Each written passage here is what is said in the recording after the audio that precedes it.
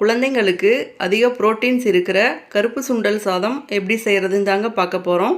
இந்த சாதம் பார்த்தீங்கன்னா 10 மாதம் கம்ப்ளீட் ஆன குழந்தைங்கள்லேருந்து கொடுக்கலாங்க.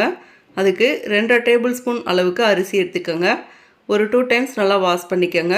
திரும்பவும் கொஞ்சம் தண்ணி சேர்த்து ஒரு 1/2 hour பக்கம் ஊற வச்சுக்கோங்க. இப்போ ஒரு 2 டேபிள் ஸ்பூன் அளவுக்கு கருப்பு சுண்டல் எடுத்து ஓவர் நைட் ஊற வச்சு தோலை ஃபுல்லாக ரிமூவ் பண்ணி எடுத்துக்கோங்க. அடுத்ததாக நம்ம ஊற வச்ச அரிசியை தண்ணியை வடிகட்டிட்டு குக்கரில் சேர்த்துக்கோங்க. கூடவே நம்ம தோல் உரித்து வச்ச சுண்டலையும் குக்கரில் சேர்த்துக்கோங்க. அது கூட ஒரு பல் பூண்டு, 3 சின்ன வெங்காயம் சேர்த்துக்கோங்க. கொஞ்சமாக மஞ்சள் தூள், சீரகத்தூள், மிளகுத்தூள், பெருங்காயத்தூள் சேர்த்துக்கோங்க. உங்கள் குழந்தைக்கு உப்பு தேவைப்பட்டால் கொஞ்சமாக சேர்த்துக்கோங்க. அது கூடவே 1 கப் அளவுக்கு தண்ணி சேர்த்துட்டு கொஞ்சமாக நெய் சேர்த்துக்கோங்க. இப்போ நல்லா 1 டைம் கலந்து விட்டதுக்கப்புறம் குக்கரில் மூடியை போட்டு ஒரு 5லேருந்து 6 விசில் மீடியம் ஃப்ளேமில் விட்டு எடுத்துக்கோங்க. இப்போ பார்த்தீங்கன்னா ரைஸ் நல்லாவே குக் ஆகிருக்குங்க. ரைஸ் சூடாக இருக்கிறப்பயே நல்லா மசிச்சு விட்டுக்கோங்க. அப்படி இல்லைன்னா நல்லா கம்ப்ளீட்டாக ஆறுனதுக்கப்புறம் மிக்சர் ஜாரில் போட்டு ஒரு சுற்று விட்டு கூட எடுத்துக்கலாங்க. இந்த ரைஸ் லன்ச் டைமில் குழந்தைக்கு ஊட்டலாங்க.